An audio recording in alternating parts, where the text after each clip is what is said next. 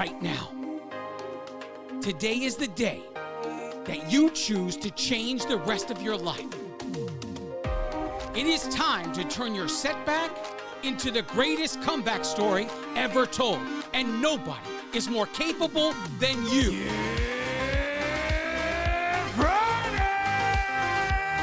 This is the Ranting Weight Watcher podcast, the future #1 weight loss podcast in the world.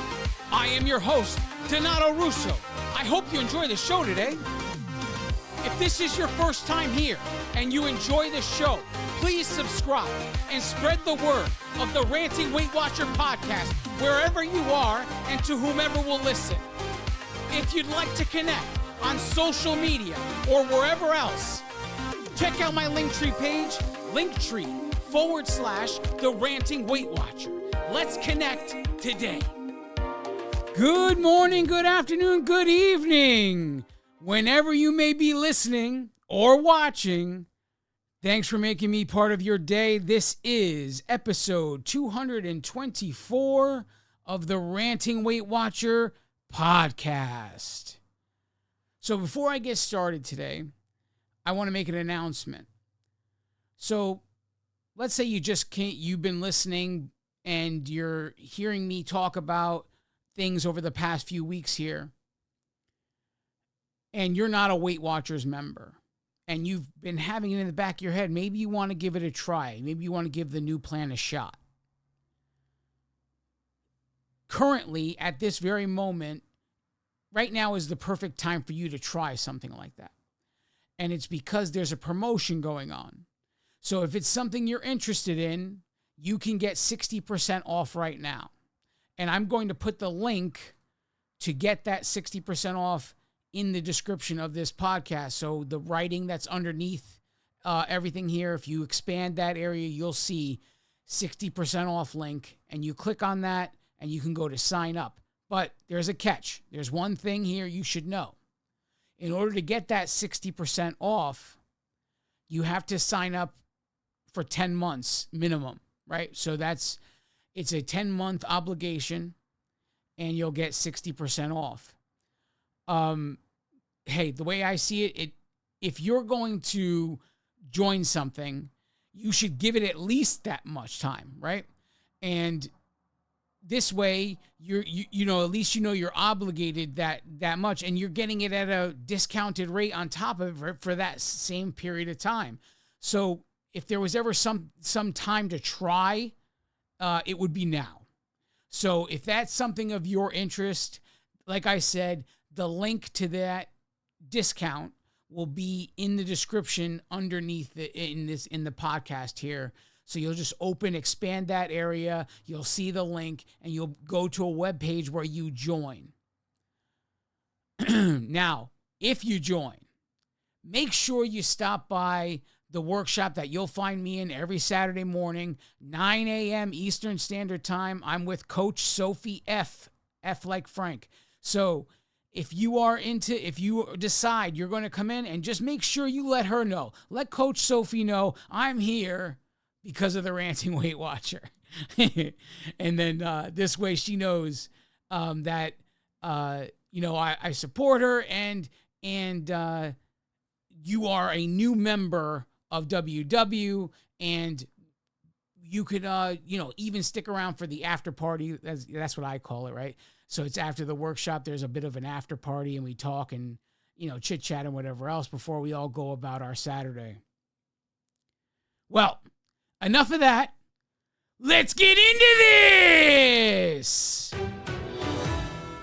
Journey updates. So weigh-in was March 15th, 2025, and current weight is 221.8 pounds. That is a loss of 0.8 pounds. Total pounds remaining to get my 200-pound loss goal is 26.2 pounds. My work stats are going from March 9th to March 15th, 2025. Total steps taken during that week, 89,438. That's an average steps a day of 12,777 steps. Total miles walked in that week is 32.5 miles. That's an average mile of 4.5 miles per day. No weights were lifted, still dealing with knee issues. I'll get back to it as soon as possible.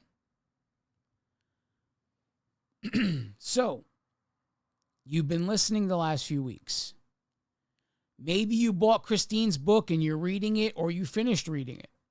Maybe you bought Christine's book and you jumped right to the survey. You heard me talk about it. You really wanted to know. You really wanted to understand. I get it. I understand. So what did we talk about over the last few weeks here? I talked to you about the new plan. I told you that if there was ever a time, if you struggle with processed food, and there was ever a time that it was perfect for you to finally break the hold that processed food has on your life, it was now. The current Weight Watchers plan is structured in a way that will make it so you can enable yourself. I mean, look, it's not the way it's structured. I'm saying you can use it in its current structure to break the hold that processed food has on your life. I'm not telling you that WW is telling the world this is the plan you want to get on if you want to break the hold that processed food has on your life. I'm telling you, you can use the tool, and because of its new plan and its new structure, you can break the hold that processed food has on your life once and for all. And the work itself is up to you. That's what I'm saying. I also talked to you about the new features that were added to the app. I showed you what the macros look like. I showed you what the calories addition would do. I showed you how the two work together. I went on the calorie calculator website and we looked up a recommended daily caloric intake to use as a tool in our macro journey. I took you to a macro calculator thereafter, because after you read Christine's book, you were given percentages. You should eat this percent of protein, this percent of carbohydrates, and this percent of fat. It's hard to deal with on a percentage level. So I gave you a website that will enable you to convert those percentages and take the calorie calculation that we came up with from the previous, put them all together, and convert the percentages that Christine gave you into a measurable thing like grams.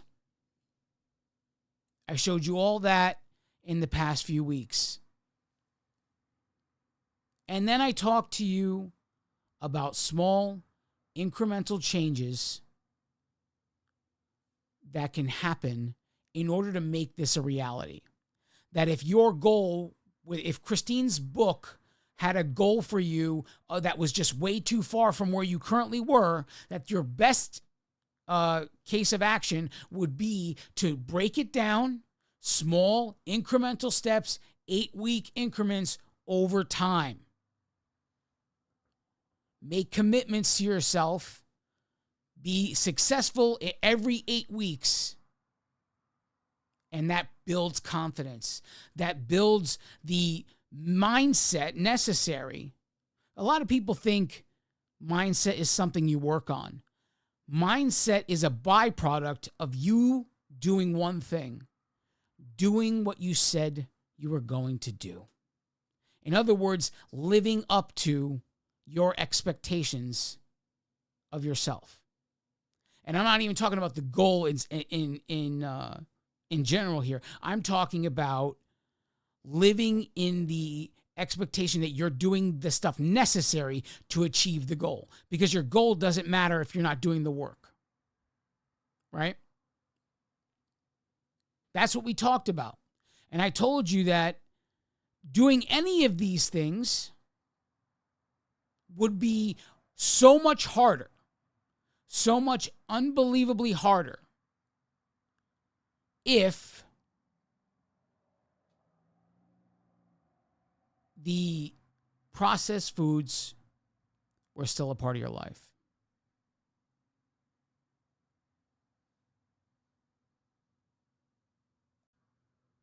Now, so why is that? Why is this such a big deal? Why are the processed foods such a big deal?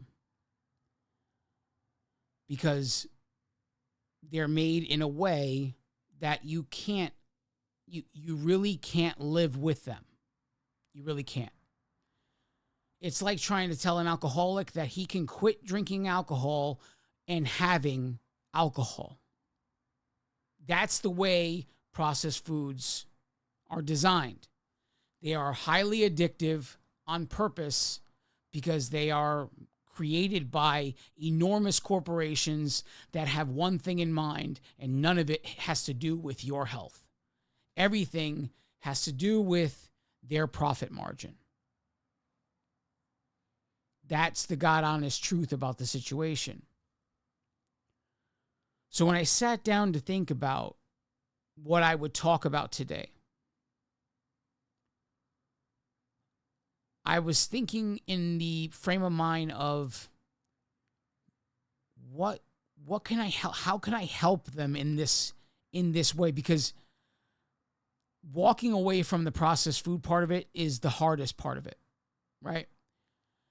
And it's because the ingredients in those foods are not designed that you ever get enough of them, right? So especially if they are part of your everyday intake, this process is going to be extremely difficult. Extremely difficult. And when I think back on my journey here, they happened separately. It was by accident. This wasn't planned out, trust me, because I didn't even read the book. And I don't even know if I owned the book yet, because remember, I told you guys, I bought Christine's book and it sat on my bookshelf for a year before I touched it, right? So during the pandemic, I had briefly touched on this a couple weeks ago, I think, or last week even. During the pandemic, I noticed that I was hungrier a lot more of the time. And there really wasn't any reason for me to be hungry, except for the fact that I was home all the time. And because, we were sent home from work, right? Life is changing and life is different. We were sent home from work. No one can leave the house, all these things. And I don't have to tell you guys this. You all know it because you all lived it too, right? So it becomes this thing that I'm hungry all the time. So I decided during that time that I would go to numerous workshops a day during that time. Now, this is before there were national coaches, okay? So there was no Sophie in my life at that point. It was, I'm going to a workshop that is based in California, or I'm going to a workshop that is based in Oregon. Or, I chose West Coast because if I chose the evening shift on the West Coast, it was like later evening for me. So it would be like 9 o'clock, 8 o'clock, depending on the time, right? So that's what I was doing. I was occupying myself by attending additional workshops. It wasn't just a Saturday thing for me anymore. There was a certain point where I had a workshop to go to every night of the week. A Monday, a Tuesday, a Wednesday, every night of the week, there was some state, some workshop was virtual, and I would join that state at whatever time. And I had it all written out. I knew exactly where to go on what night of the week. I was doing all of this to distract myself from the hunger. Now, part of this is having points that I was able to use.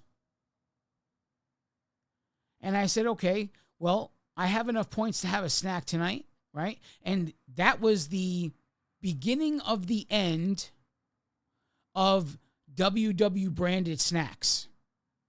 Okay?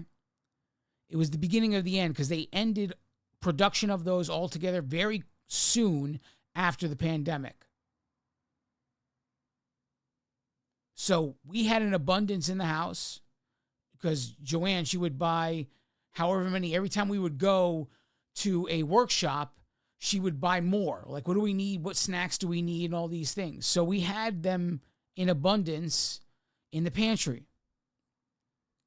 So nights would come that I would be sitting at this desk and I'd be at a workshop in Washington, in California, wherever I was. And I would be having snacks. It was during this time that I realized that I could not eat just one of these snacks. And part of the reason I couldn't eat just one was that they were so low on points. And you're seeing this small little granola bar or this small little bag of chips made by WW, and you're like, oh, well, no harm, no foul. It's only 2 points, right? And oftentimes I'd automatically grab 2 of the bags without thinking, without saying, hey, I'll take one right now. If I'm really still hungry after it, I'll come back and take the other. No, instead, I said I have 10 points available for the night, and I would take however many snacks it took to make up 10 points.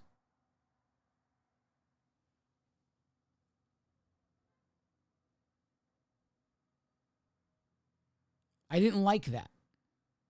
I didn't like that I couldn't just eat one of these things and just say, hey, that's a 2-point snack, not bad. And in my mind, there had to be something there. Because remember, I mean, in the end, everything in the health food industry is a profit-driven model. And if we're really thinking about it, the gyms, all of these things, they're there to make profit, and they're there so that, their hope is that you just stay a customer. I can't blame them. That's their business. That's what they do.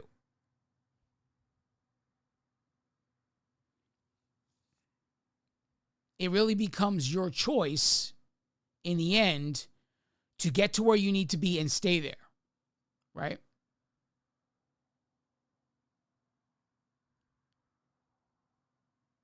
So I'm thinking about all of the things that I went through.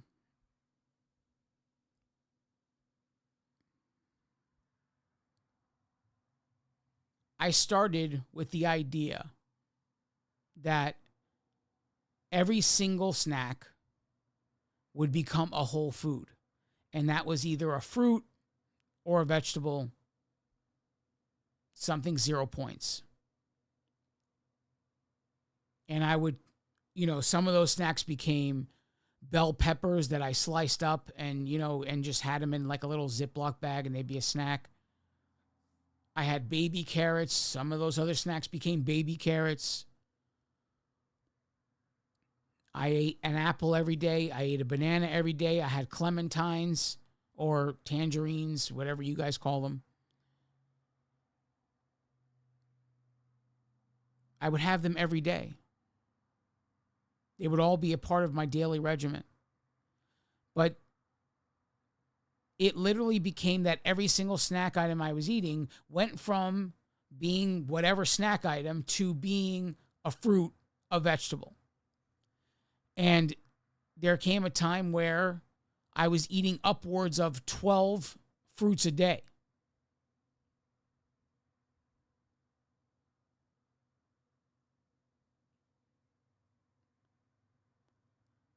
This process, from that moment, from the pandemic years, when everything first went virtual, let's call it 2021. Because I'm not really sure. I know that they went virtual before this podcast existed. And so my podcast started August 2021. So let's say early 2021 is when all of the local workshops in the United States became virtual. And I was going to each one, trying to take up my mind space, occupy myself. Slowly but surely, over a very long period of time, the pull that processed food had over me no longer had it over me. Now, fast forward however many years, and there were still processed foods on my list, just not anywhere near what used to be on my list. Okay? So there were probably 1 or 2 things left, 3 things maybe. Like I said to you guys the other week, it's very hard to get 100% processed food free. But I was still using, at that time, protein shakes as in my coffee. So there was that.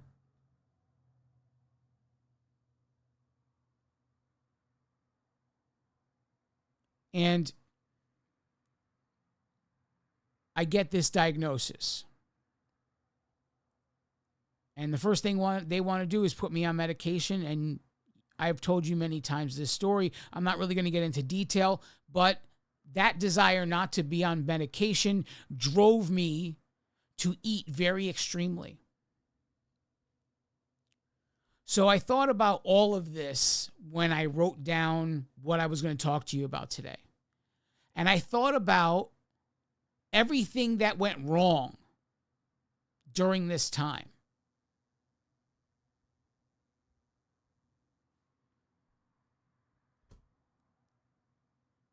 So I'm going to talk to you about detox.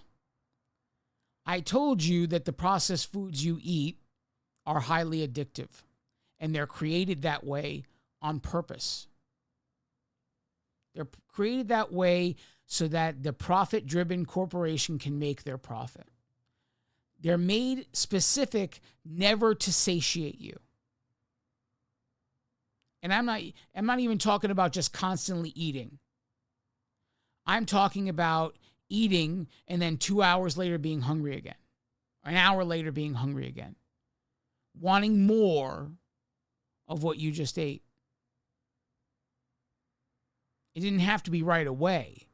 You know, if enough time went by, you would think it's you that's the problem and not the food, right? So if something can be designed to be addictive, why can't it be designed to be addictive hours apart? Let's think about that for a minute. So if you're eating a snack bar and they have engineered that, I mean, they're paying millions of dollars to scientists to figure this stuff out. It's not because they don't know what they're doing. Okay? So when you start giving these things up, and now I know some of you are giving up a whole day's worth of them. Others of you are giving up certain meals with them. However you're doing this, here's some of the issues you might have in the process. I dealt with cravings often. That's for the first thing, right? And, you know, there's a stigma that comes with this, right? And you really have to cut through the noise here and decide, do I want this because I'm craving it, or do I want this just because I know I'm doing this and I know I'm not going to have it that often, right? Because that comes with it. Because inside every single one of us is a toddler that is going to throw their tantrum the minute they don't get the drug of choice. It's sad to say it that way, but it's true. It's true. The drug of choice is missing at the time when it's missing. Look, at 8 o'clock every night, you have ice cream when you're sitting on the couch watching Grey's Anatomy or whatever reality show. You're sitting down to do these things, and you always have an ice cream. And now it's not there.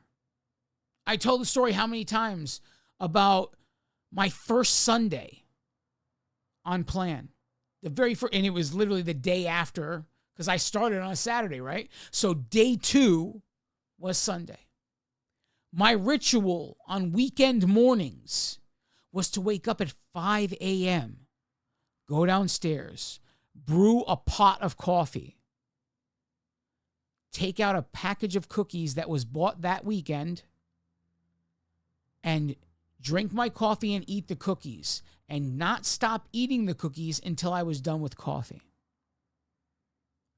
And then Sunday came, and whatever cookies were left, I finished off on Sunday. So think of it was never Oreos specifically because I didn't really like the chocolate. I liked the vanilla version of an Oreo at that time. Now I'm a bit of a food snob, so I don't really eat stuff like that anymore. If I eat cookies, they're homemade. But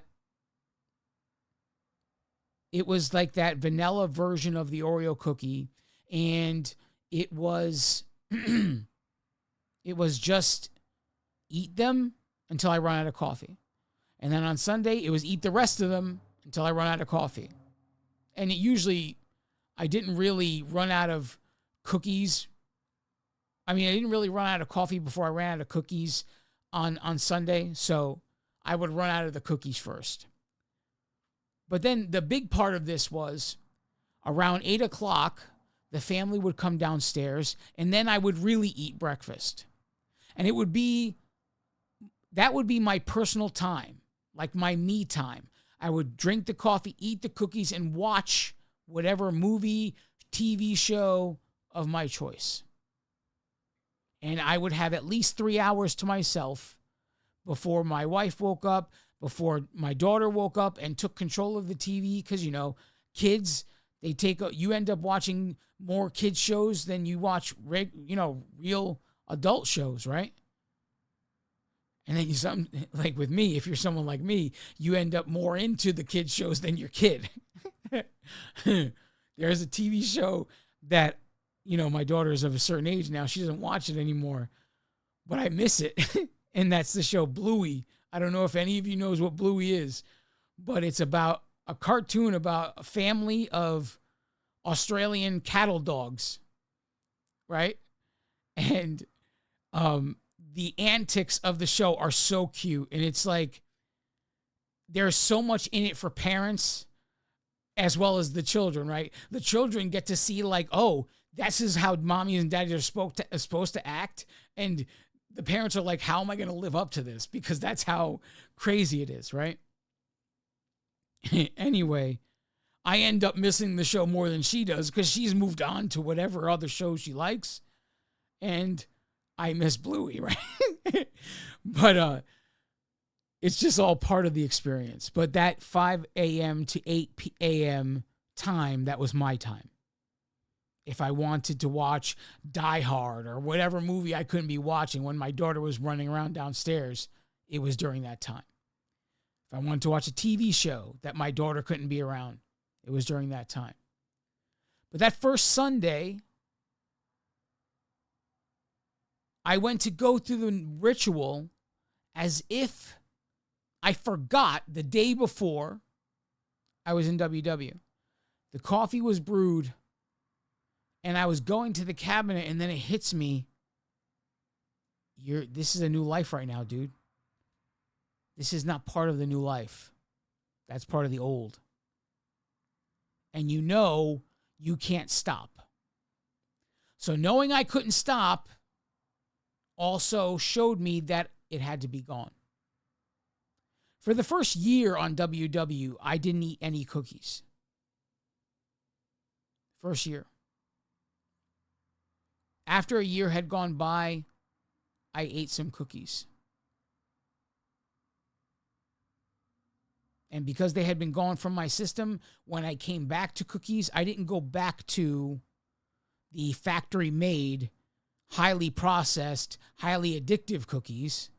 I went to cookies that my wife made, where we knew every single ingredient. And guess what?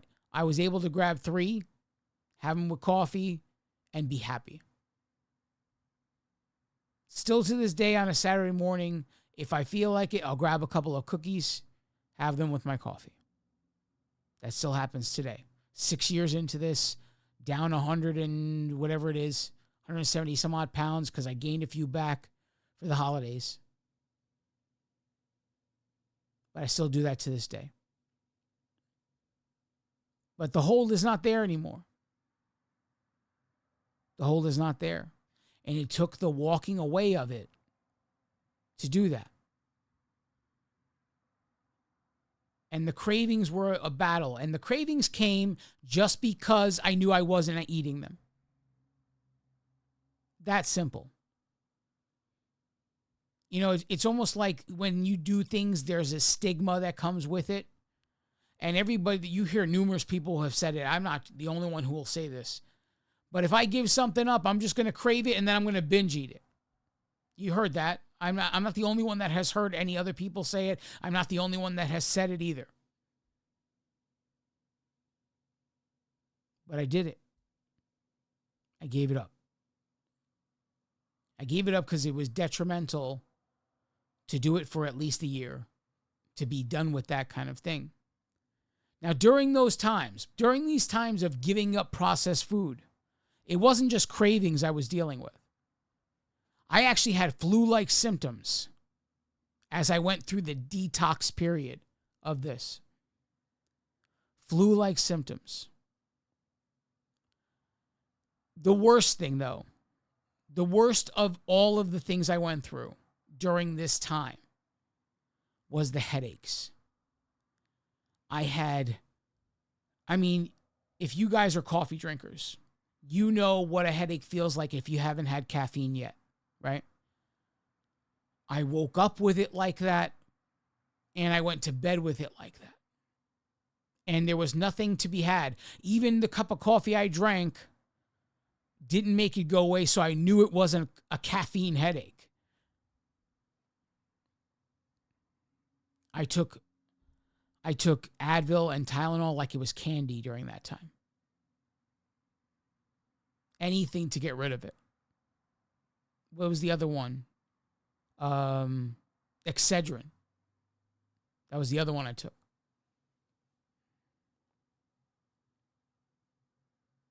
That was the most difficult part of all of this. Dealing with the symptoms of detox.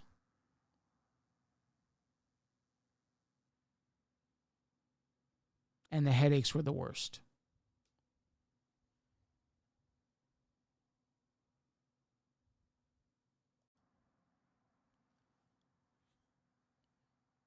I also want to talk a little bit about what to stay away from during this process.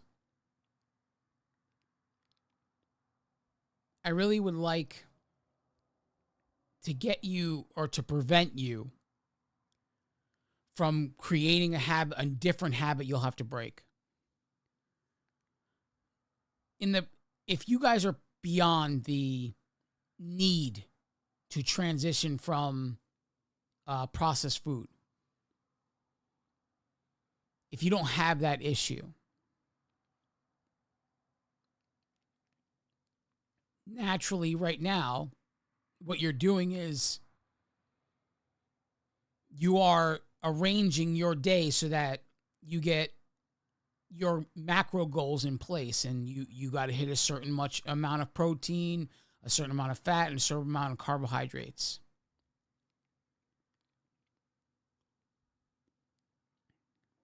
And you're going to think the first thing you're going to gravitate toward is protein supplementation. Now, what is that? Protein shakes, protein bars, protein anything, essentially, that is not meat. If I can get you, or if I can prevent you or steer you away from protein supplementation, it will make your transition easier. Because protein shakes, protein bars. Just because it has the word protein does not make it healthy.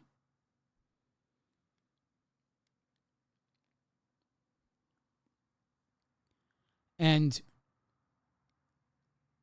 so part of those things, in reality, those things are just as processed as a bag of chips is, okay? A protein shake is processed food the same way potato chips are processed food. And I would really like to get you in the frame of mind of thinking, if I can't find it in nature, I'm not going to eat it.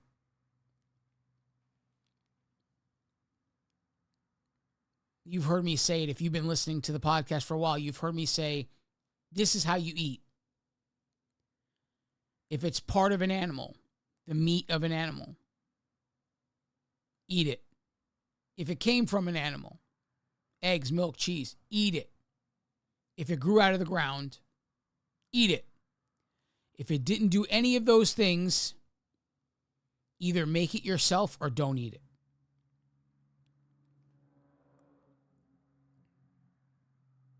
And that includes, I'm talking about bread. I'm talking about pasta. Look, make it yourself. This stuff is no good for you. The boxed pasta they sell, Barilla, all these companies, the ingredients in them in this country versus the ingredients in other countries, they're two different products. Two different products.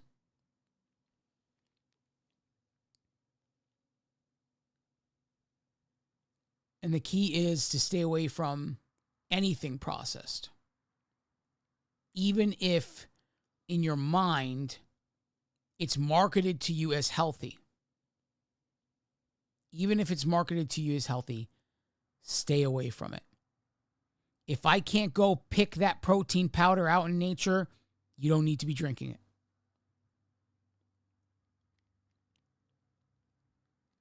Part of the idea when somebody says this is a protein shake, a protein bar, a protein pancake, a protein Pop-Tart, the ability to say that is legal. You understand? There are laws specifically written that enable them to put the word protein on the package. And because you hear people all over the place telling you how important protein is, it's the same word. You make the connection. Oh, these pancakes have protein in them. They're better for me. There are certain proteins that you can ingest that your body will not recognize as protein. So equally important is the bioavailability of what you're getting. What does that mean? It means how much of that thing or that item, how much of the protein in that item will your body be able to absorb and, when necessary, convert to muscle mass?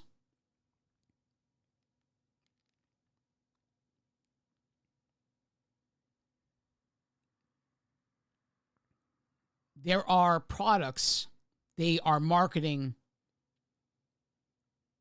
as being better than 100% bioavailable. Whey protein is one of those products. I won't go anywhere near whey protein because to me, it always has been. It's not like something new to me.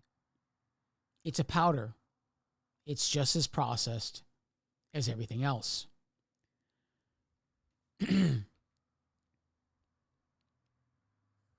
I stick to things that I know the ingredient is. what it is.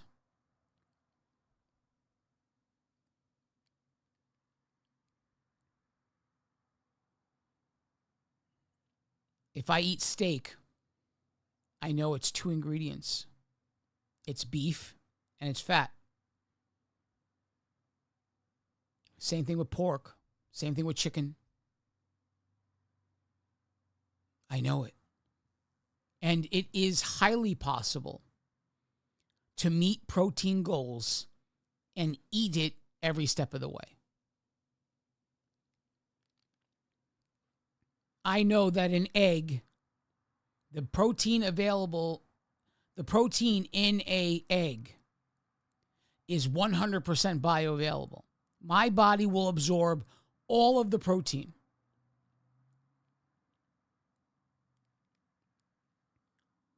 In beef, I believe it's like 88%, upper 80s. 88% of the protein in beef is bioavailable. And the leaner the meat, the less it becomes more bioavailable, right? So chicken, pork, as you go down the line, they're less bioavailable. There's still a good portion, but it's just less. So out of all of the meats you can eat, beef is going to be at the top of the list of bioavailability. And then you can go from there, whether it's seafood, poultry, or pork. And they're all going to be percentages. And no matter which one you pick, they're all going to be better for you than something made out of powder, by something on a wrapper that just says the word protein. There are ingredients in these things that could be just as dangerous, just as inflammatory as the stuff that's in cheese doodles, Doritos, whatever it is. We have to start recognizing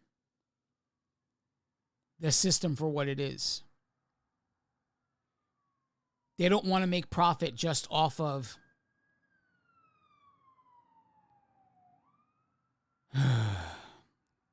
if you heard that siren, I'm sorry. I thought if I started at this time, I wouldn't get as much traffic, and now I'm just getting sirens instead. Anyway.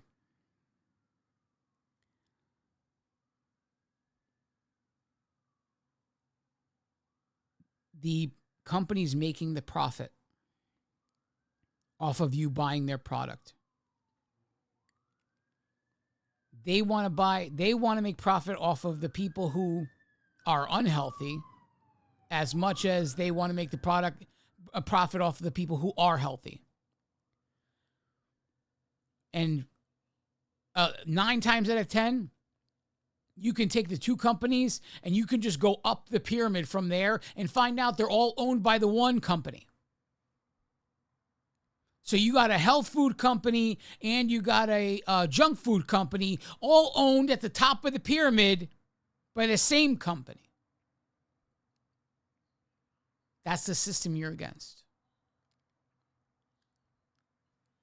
Highly sophisticated and highly driven by marketing to make you believe things are good for you because they put a word on it. And the only reason they could put that word on that wrapper is because some politician somewhere wrote legislation that allows it, knowing that this type of protein is not easily absorbed or absorbed at all by the human body.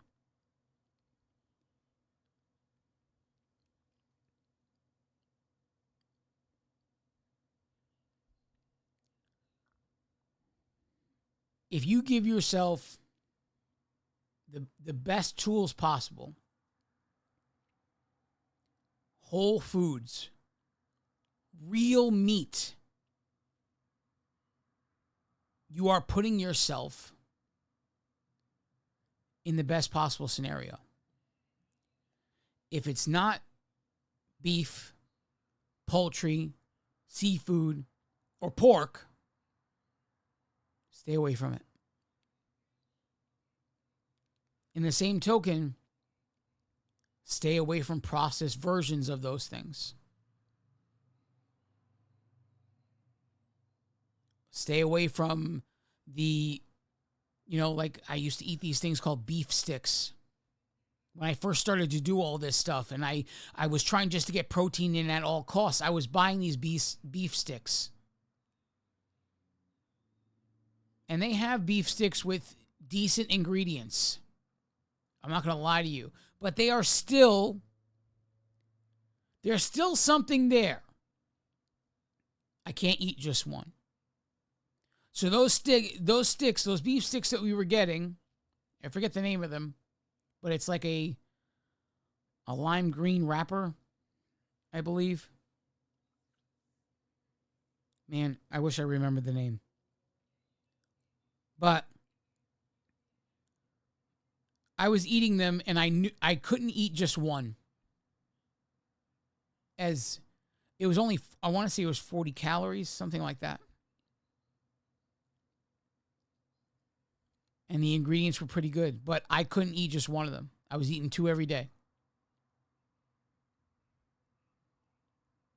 I knew I had to be rid of them.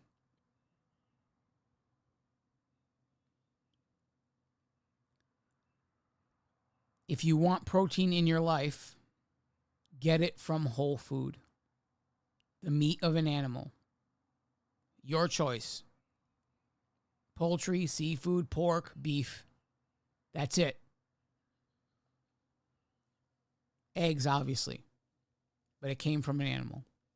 It's natural. It's a whole food.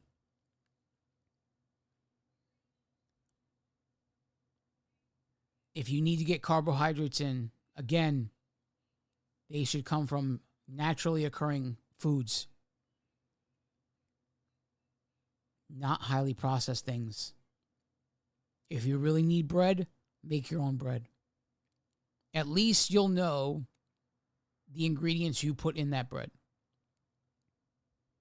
You know that bread was not designed to sit for a shelf for God knows how long. And there aren't thousands of preservatives, and you aren't some laboratory experiment. Because that's what part of all this is. Big food is allowed to make you a laboratory experiment. It's that simple.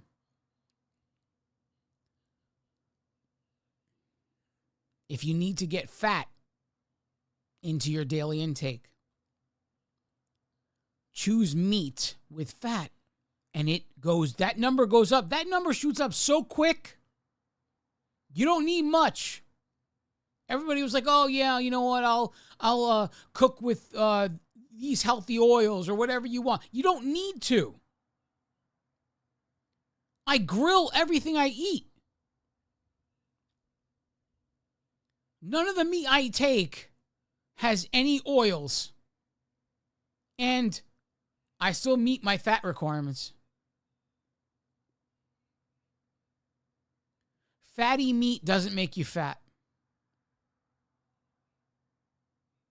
It's been demonized for way too long, and it's a joke.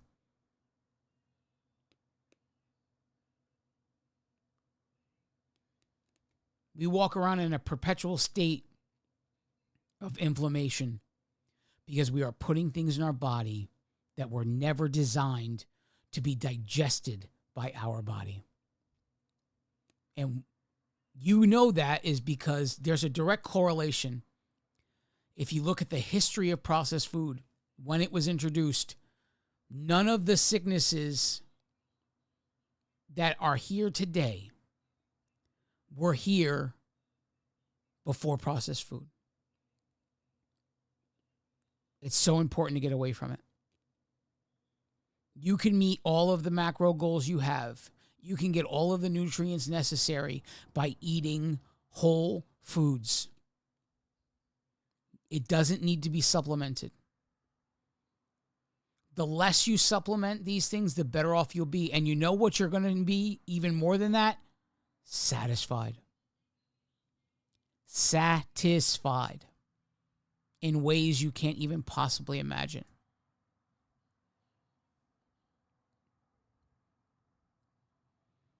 I hope this helps you. I hope you take some of these words, some of these ideas, and some of these warnings.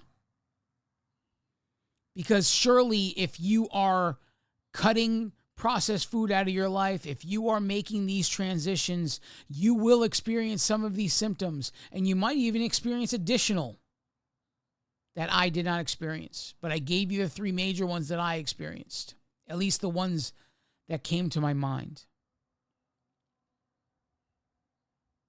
I gave them to you because I want to put you on your guard. I want you to be aware of what is to come here, because you are making huge decisions that are going to do amazing things for your life. And equally is the opposite going to happen to you. Murphy's Law. If it can go wrong, it will go wrong. Murphy's Law. I would give you one last piece of advice. And maybe this advice won't be popular. And that advice would be, don't tell anybody you're doing this.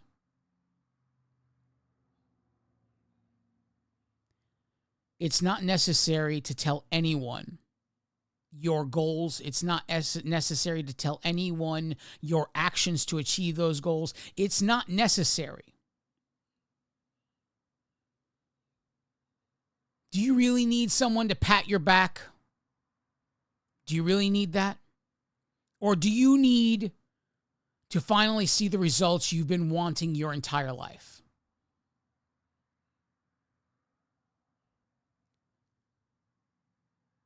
Don't tell anybody anything. Because when you tell people what you're going to do, you're going to get the opinions to stop you from it. And you might think, hey, Don, that's kind of harsh. How would you say something like that? Why would the people I know and love and I'm friends with, they're supporting me, why would they stop me from this? I'm not speaking from experience at all. Keep it to yourself. Work in silence. There is no need to tell anyone what you are up to. When the results come, they will come to you and ask you how you achieve them. And at that moment, you could tell them. Because at that moment, they won't be able to refute it. And all they'll be able to say is, well, you found what works for you. And literally, I'm giving you the roadmap that would work for everybody. The only thing that changes from person to person from what I'm teaching you guys is the amounts.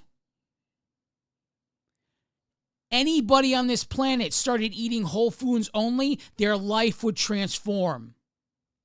It's just the amounts of each kind of whole food that you guys need to figure out. And that's why I gave you Christine's book, because it gives you a base point. It gives you a start. Okay, I know I need to eat more protein. I know I need to eat more fat. I know I have to eat less carbohydrates. It gives you a starting point. But you know that anybody who would eat their protein, carbohydrates, and fat from whole foods only would transform their life. It's just about how much of each. That's the variable. And so allow your work to cause people to come to you to ask the question. When the results show up, because they will, because you're doing this, that's when you tell the world what you've done. Because at that moment, you won't be pliable anymore.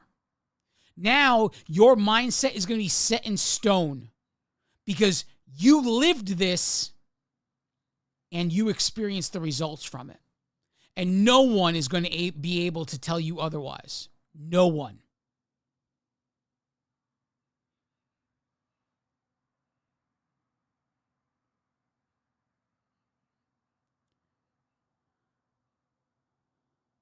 It's so important that you keep everything, you just work in silence, work hard, give it 1,000% effort, 97% accuracy, and just keep going. Just keep going. Because the people you know have known for years, have known forever. It's me, the complete stranger who doesn't know you from Adam, who's telling you I believe in you. And it's them that will say, no, you shouldn't do that, you shouldn't do this. And what's the real motive behind it? What's the real motive? Your actions might make them uncomfortable just doing them. And rather than face the idea that you might create some kind of success that they're not willing to do, they would much rather make themselves feel comfortable and talk you out of it. So whatever you're doing, keep it to yourself. It really isn't necessary to tell anyone anything. Your work will tell the world what you're about.